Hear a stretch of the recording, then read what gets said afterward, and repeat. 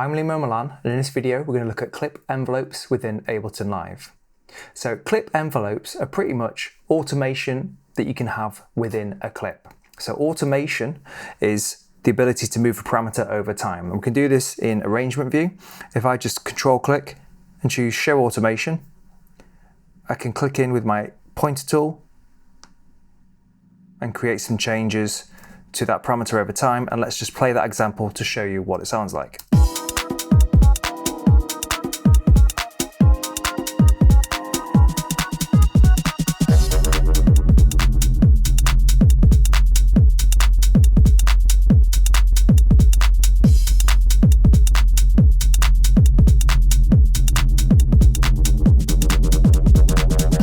Okay, so that's track automation, because that doesn't actually technically live within the clip, it lives on the track when you're in arrangement view.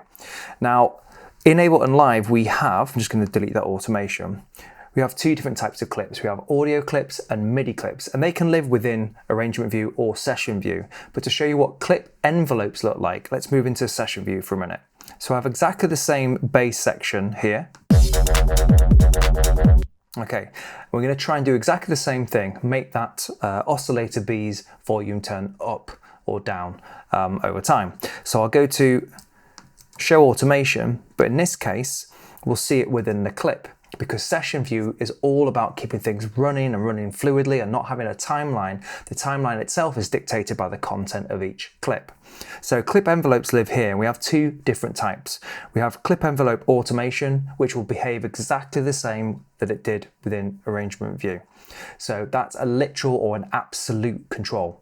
So the line represents the absolute position of the parameter. The parameter is bound to that line and it will move sympathetically with it. So let's do the same thing. So I'm going to grab that automation line there. We're working on a shorter bar here. We're working over just one bar, in fact, rather than 8, but the same principles apply. I'm now going to change that over time.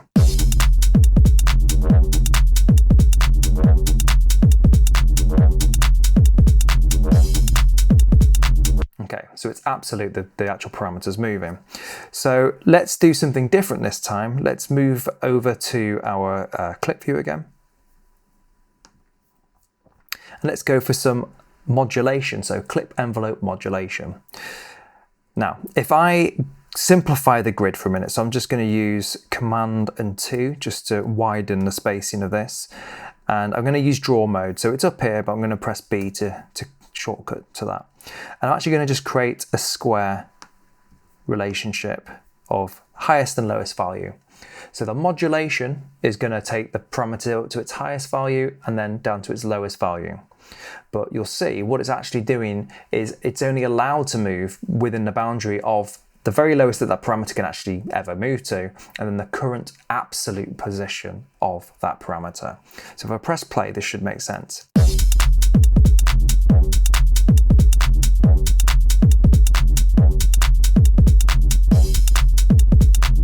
Now, if that isn't making sense, let's just move back. I'm just going to do Shift and Tab this time to quickly get to our clip view. I'm actually going to go to the automation button here, which, because I haven't done much, is returning to the other automation line I had before. And I'm actually just going to control click and clear that envelope. You can do Command and backspace or delete to do that as well. So now I don't have absolute automation running, I only have modulation envelopes that are happening here. So let's play that again. Now the position of the parameter will be static, but the modulation will be able to move up to that static position and then move the actual relative information between the highest and the lowest value. So we should see a bit more of an obvious kind of reaction here.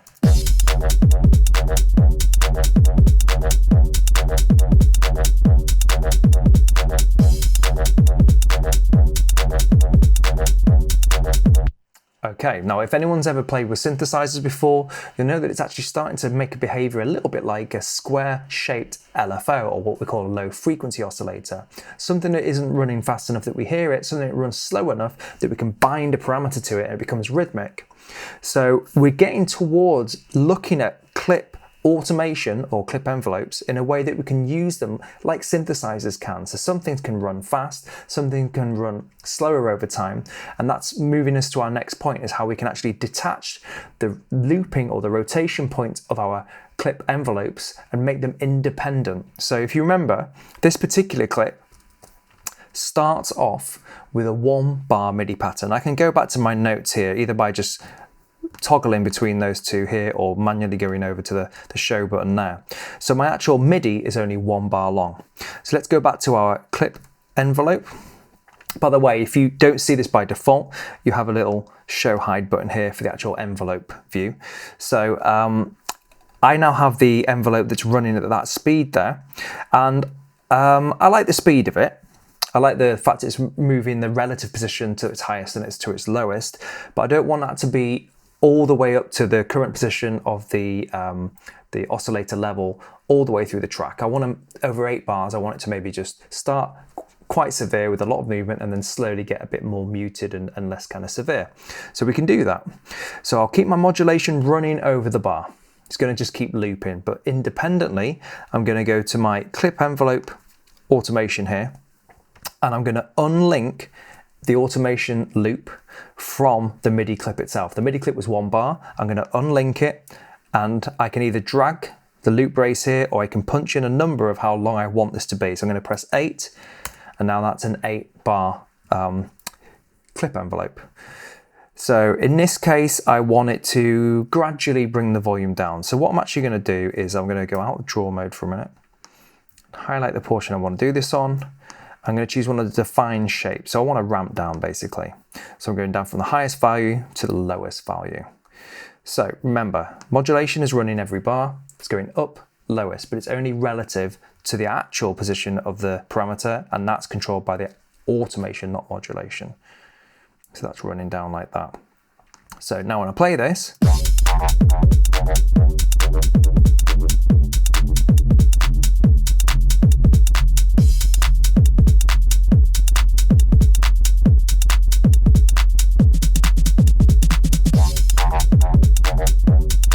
let's take that a little bit further and make it a bit more severe.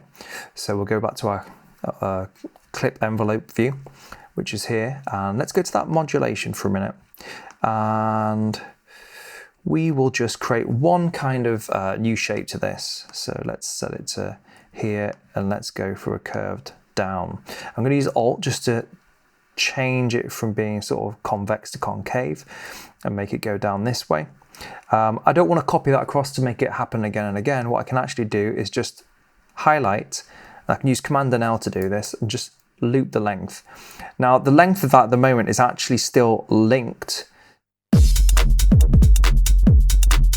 So I've actually looped the MIDI clip there, but if I unlink it, I can set that to a lower value. I can drag it, or I can use the numbers, punch it in, or once I've clicked in the parameter box, I can also use the arrows to make it a different length too. So now the MIDI is still running as it was over a bar. The automation, so the clip envelope automation, is running over 8 bars, and now this clip envelope modulation is running over every beat.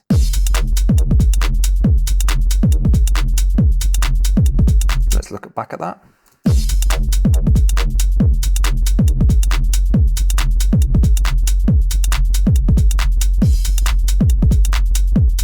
So just to make that sink in, let's just do it again with another parameter. So I'm going to do show modulation for the filter frequency. And I want to again go for something that's independent of the length of the original actual clip itself. So Command and L. And then let's just change this to, let's go for another shape actually. Let's go for a sine wave this time.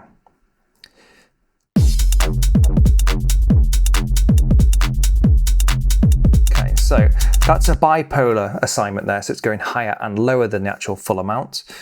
And then I'm going to change the position of that. So let me just use our skewing tools here and just reduce this down.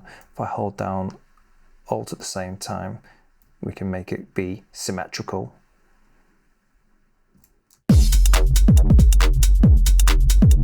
So I'm basically reducing the range the modulation has to that control in this case. And then let's automate that. So sure, automation, not modulation. And let's again set that over, let's say unlinked. Let's do 4 bars this time just to make it different. And we'll start there, but then let's do an increase from around about here up to a higher value up here. Now I don't know what it will sound like. I can always tweak it if I don't like it.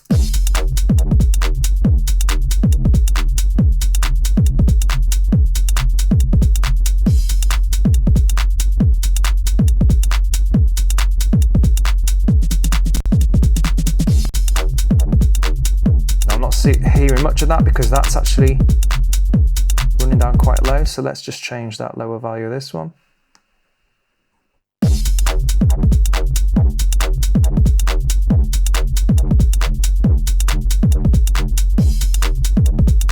So we've looked at clip envelopes and how they can be used to either automate or modulate a parameter.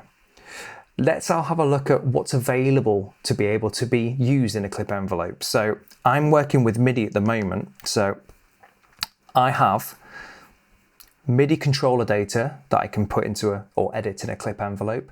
And these are different types of information that can be sent to either virtual instruments within your environment, your DAW environment, or they could be sent off to hardware, which is more likely the case where you want to send MIDI data to it. So it's not just sort of the internal data that works for Ableton Lights parameters and devices.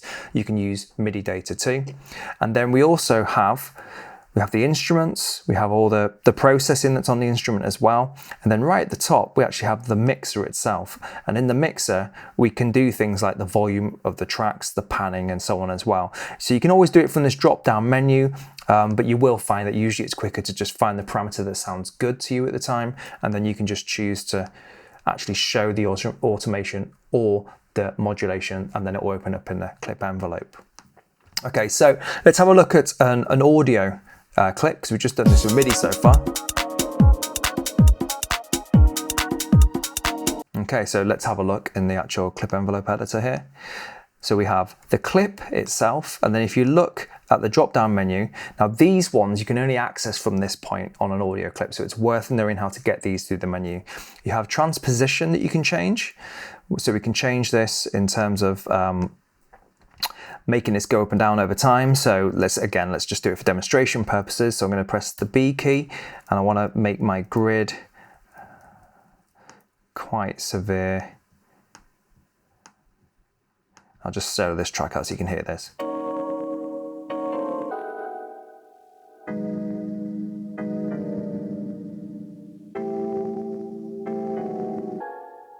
So you can hear the changes happening to that. Now, the other thing we can change is depending on what warp mode you're in, because there's lots of different ones. So if you go for tones mode here, you can change parameters of the time stretching or the warping mode that's here. So if I deliberately try and stretch this out a little bit. Okay, so if I go to grain size and then I change that value, it actually changes the position of this.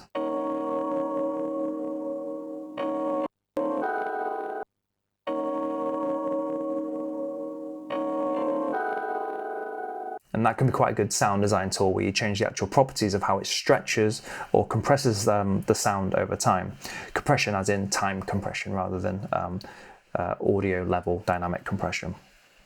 Okay, so that's available there. And then if we have a look as well, if we have anything on here processing wise, so let's add this effect just because it's the first one I saw, we can automate that as we've done with the MIDI clips. And then finally, we can always automate the properties of the mixer section as well and automate that within the clips too. So we've looked at clip envelopes and we've discussed how they are slightly different from being the automation on the track within arrangement view. Now, the modulation aspect of our clip envelopes can happen in arrangement view, but you cannot do automation, clip envelope automation in arrangement view because it has its own track for that. But we've looked at how those two behaviors of the automation and the modulation clip envelopes work. And then we've looked at various different ways of unlinking the actual duration of our envelopes over time. And it's a really good way of going from a core short musical idea and giving it lots of changes sonically over time, so you can develop longer and longer ideas and stay in session view and keep in that looping and jamming mode.